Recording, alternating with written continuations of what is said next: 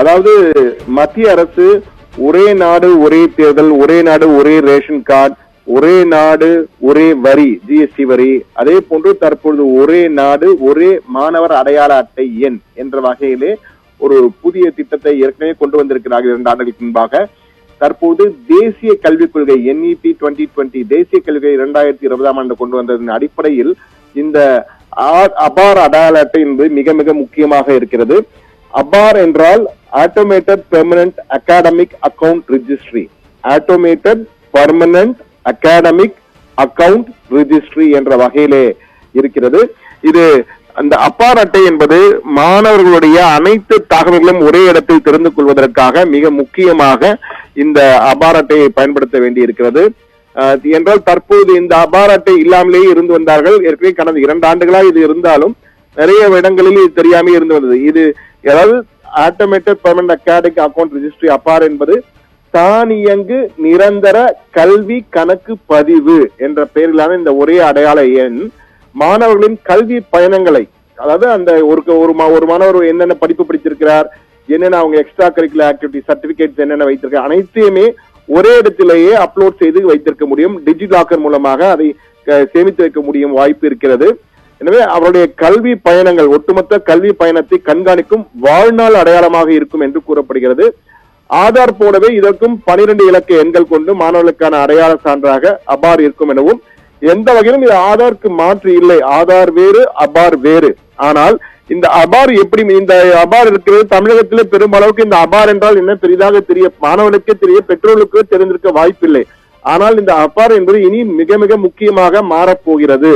ஏனென்றால் இந்த ஆதாரில் பொதுவாக ஆரம்ப கல்வியிலிருந்து உயர்கல்வி வரை, ப்ரீ கேஜியிலிருந்து PhD வரை என்று சொல்வார்கள். அதே போல ப்ரீ கேஜியில ஆரம்ப கல்வியிலிருந்து உயர்கல்வி முடியும் வரை மாணவர்கள் தங்களுடைய ஒவ்வொரு வகுப்பிலும் பெறும் மதிப்பெண்கள், தேர்வு முடிவுகள் தொடர்பான விவரங்கள், விளையாட்டு போட்டிகளை புரிந்த சாதனைகள் என அனைத்து விவரங்களும் இந்த அபாரிலே பதிவாகிவிடும்.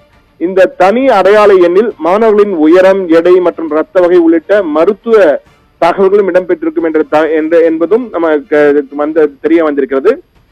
அது மட்டுமல்ல, பெற்றோர்களின் ஒப்புதலுடனே இந்த அபார் கணக்கு கொடுக்கப்பட்டு வந்தன. ஆனால் இப்போது எப்படி முக்கியத்துவம் பெறுகிறது என்றால், நீட் எக்ஸாம், அதாவது வருகின்ற 2025ஆம் ஆண்டு இந்த நீட் தேர்வு எழுதுவோம் அனைத்து மாணவர்களும் இந்த அபார் எண்ணையும் சேர்த்து பதிவு செய்ய வேண்டும். ஆதார் எண்ணை கொடுப்பார்கள்.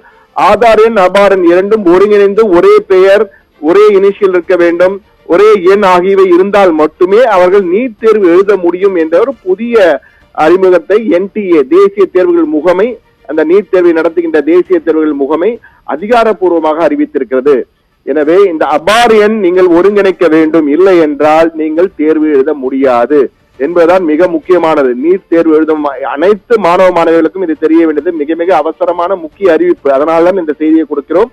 ஏனென்றால் எதற்காக இந்த அபாரை கட்டாயமாக்கி உள்ளார்கள் என்றால், கடந்த ஆண்டு நீட் எக்ஸாம் எழுதும் பொழுது நிறைய பேர் ஆள்மாறாட்டம் செய்து மோசடிகள் நடைபெற்றதாக பல்வேறு தகவல் வந்தன. குறிப்பாக வட மாநிலங்களில் பல இடங்களில் இந்த மோசடிகள், ஆள்மாறாட்ட மோசடி நடைபெற்றது. எனவே அவற்றை தடுக்க வேண்டும் என்றால் இந்த அபார் எண்ணும் ஆதார் எண்ணும் ஒருங்கிணைந்து அந்த அப்ளிகேஷன் ஃபார்மில் விண்ணப்ப படிவத்தில் இருக்கும் பொழுது நிச்சயமாக ஆள்மாறாட்டம் தடுக்கப்படும் என்று மத்திய கல்வித்துறையும் நம்புகிறது. அதன் அடிப்படையில் தேசிய தேர்வுகள் முகமைக்கு உத்தரவிடப்பட்டு தற்போது தேசிய தேர்வுகள் முகமை அதிகாரப்பூர்வமாக அறிவித்திருக்கிறார்கள். எனவே அபார் எண் மிக மிக முக்கியமாகிறது. அதனால்தான் இதை முக்கிய செய்தியை தெரிவிக்கிறோம். அபார் எண்ணில் இதுவரை பதிவு செய்யாத மாணவர்கள் அந்தந்த பள்ளி தலைமை ஆசிரியர்களிடம் அணுகினால் நிச்சயமாக அவர்கள் அதற்கு எப்படி பதிவு செய்ய வேண்டும் என்பது குறித்து ஒரு சிறந்த வழிகாட்டலை கொடுப்பதற்கான வாய்ப்பு இருக்கிறது. என்றால் தமிழகத்தில் பெரும்பாலான பள்ளிகளில் இந்த அபார் குறித்த விழிப்புணர்வு இல்லை என்பதுதான் தற்போது பொதுவாக தெரிய வந்திருக்கிறது. மாணவர்களுக்கு மட்டுமல்ல, பெற்றோர்களுக்கு மட்டுமல்ல, ஆசிரியர்கள் பலருக்கே இது குறித்த முழுமையான தெளிவு இல்லை. இந்த சூழ்நிலையில் இன்னும் 4-5 மாதங்களிலே நீட் எக்ஸாம் வர இருக்கிறது. அதற்குள் தற்போது அனைவரும் அபாரின் கட்டாயம் என்று தெரிவித்திருப்பதால் உடனடியாக இது என்னவென்று தெரிந்து கொள்ள முயற்சியிலே அனைவரும் ஈடுபட வேண்டியது மிக மிக அவசியம் என்பது காலத்தின் கட்டாயமாக மாறி இருக்கிறது. ஆனால் இதற்கு நிச்சயமாக எதிர்ப்புகள் கிளம்பலாம். தற்போதைக்கு தேசிய தேர்வுகள் முகமை கட்டாயம் என்ற வகையில் அறிவித்திருக்கிறார். கட்டாயம் என்பதை ஒருங்கிணைப்பில் அவசியம் என தெரிவித்திருக்கிறார்கள். எனவே நிச்சயமாக கட்டாயம் என்பது போல்தான் எடுத்துக்கொள்ள வேண்டி இருக்கிறது.